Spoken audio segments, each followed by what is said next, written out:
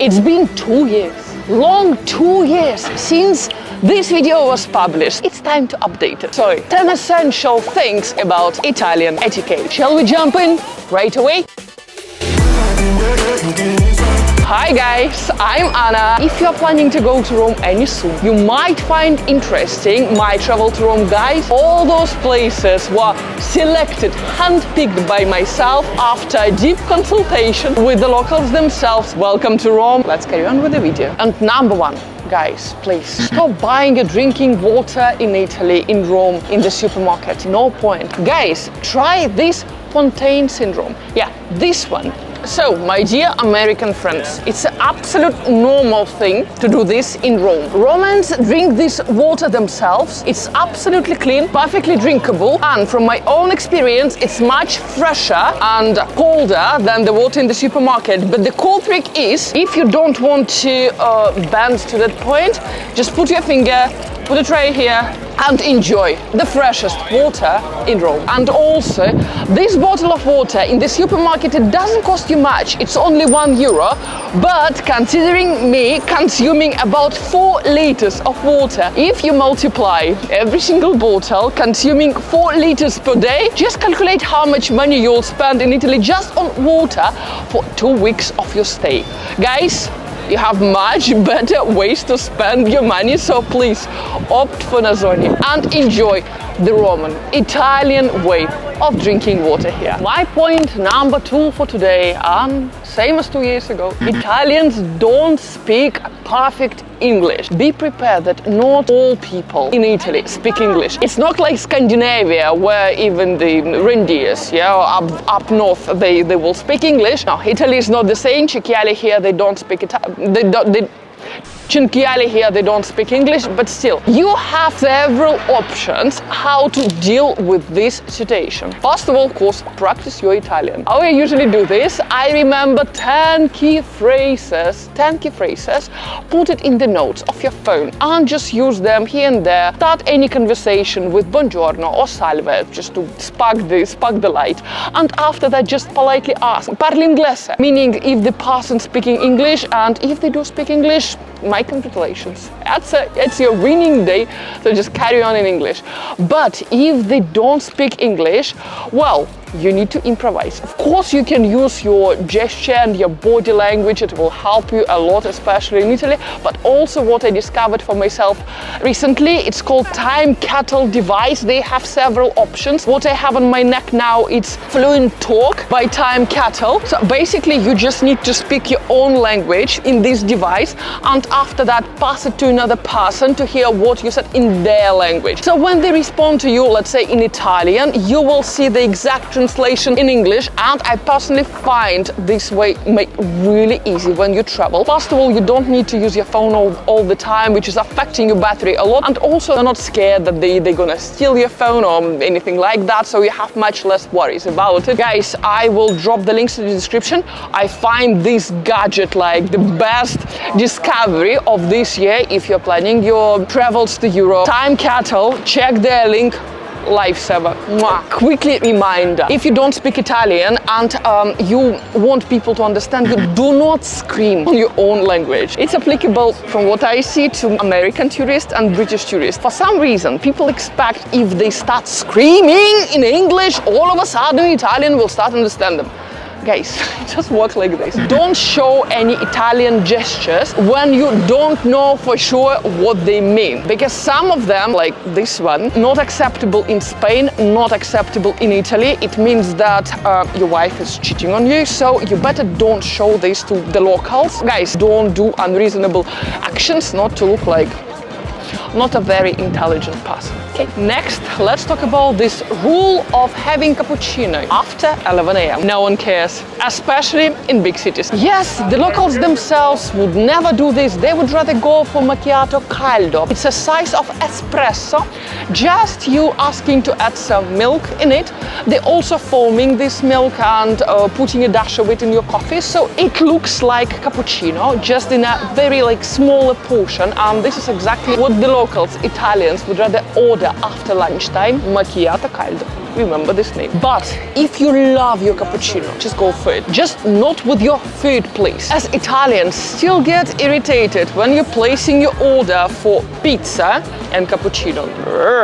And don't expect your typical American sizes of coffee here in Italy or anywhere in Europe. And also things like your frappuccino with 3 types of syrup. It doesn't exist here either. And don't really expect any coffee to be served here in Italy with ice. In some fancy tourist-oriented places here, of course you can get that monster, like cold coffee latte with some ice on it, but be prepared to pay for that monster about 8 euros compared to the regular 2 euros for a cup of coffee here. Number 4, and honestly, I like this place. Okay, guys, let's stay here. Mind your clothes, guys, and always think the way you look like. And I'm not talking about it because all Europeans, they're so stylish and love fashion so much.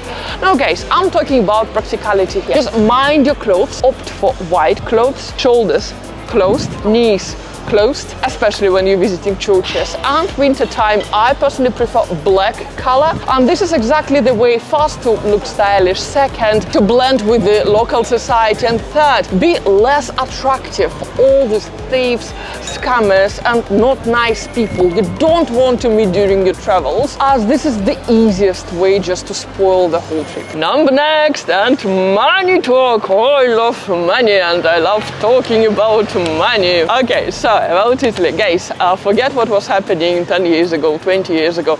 You really don't need to have a lot of cash with you. First of all, it does attract unnecessary attention you don't want to attract, and second, for the last 4 years, I had never seen a place here in Rome or around Italy I would not be able to pay with my card. But still, if you want to have cash, go for it. Nothing is wrong with it. Just like, don't attract this attention with too much of it. And of course, if you have some leftovers of your cash when you're paying for the souvenirs and you have all those coins, feel free to toss it in Fontana di Trevi. Guys, I keep repeating this again. The only fountain you're supposed to toss your coins in Rome is Fontana di Trevi. There are more than 2,000 fountains all across Rome, and believe me, none of them making your wish come true, make you return to Rome. No, that legend goes only with Fontana di Trevi. So you don't need to toss your coin in the 2,000 fountains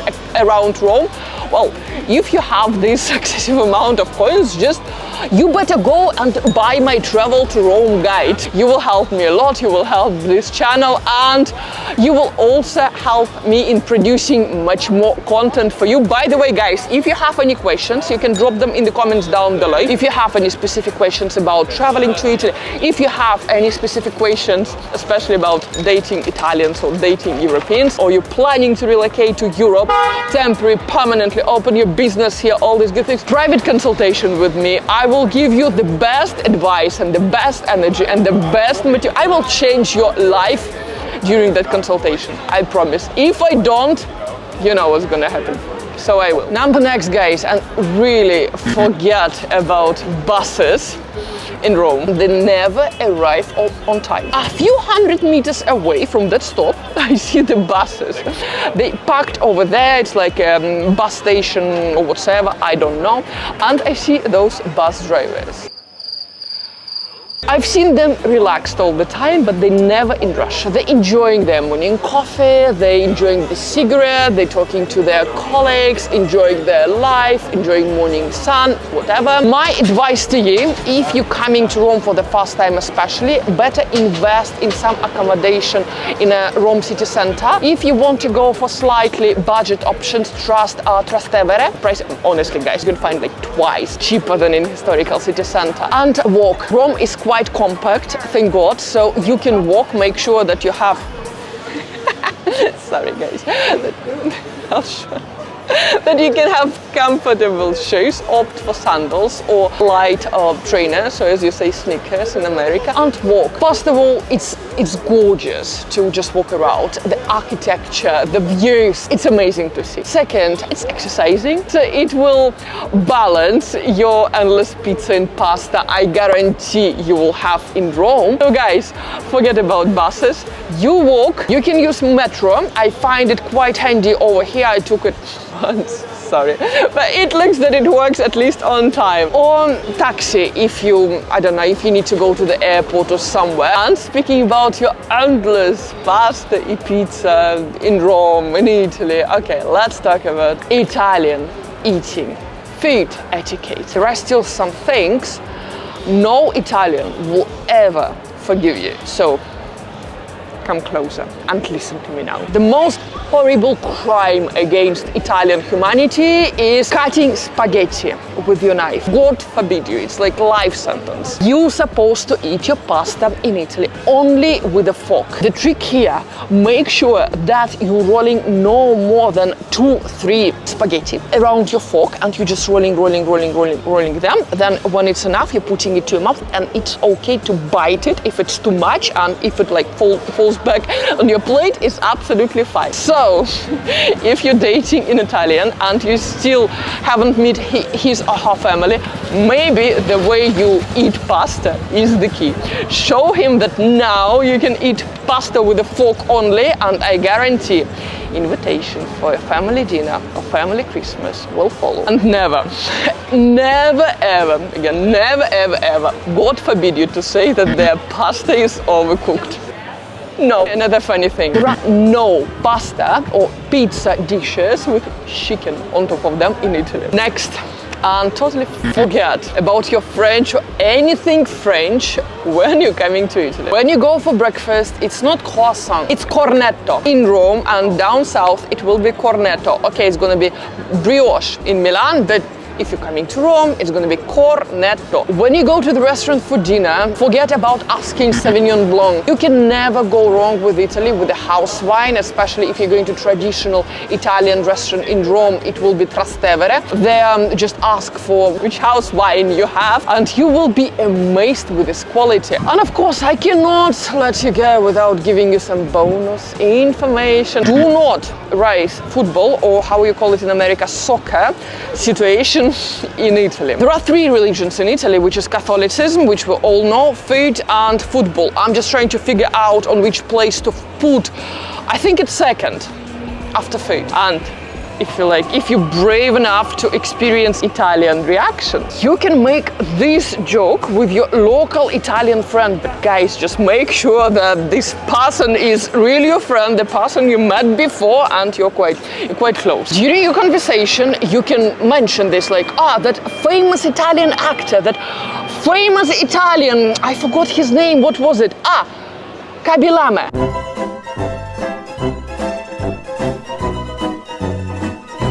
Thank you so much, ragazzi, for being with me today, and I hope now you learned several things you better avoid doing when you're coming to Italy. Enjoy your trip to Rome, enjoy your trip to Italy. If you want to ask me any specific question, you know exactly where to find it, and I can't wait to see you next week, guys. Stay safe, be happy, and I love you so much. Ciao ragazzi, ci vediamo a presto. Love you, bye.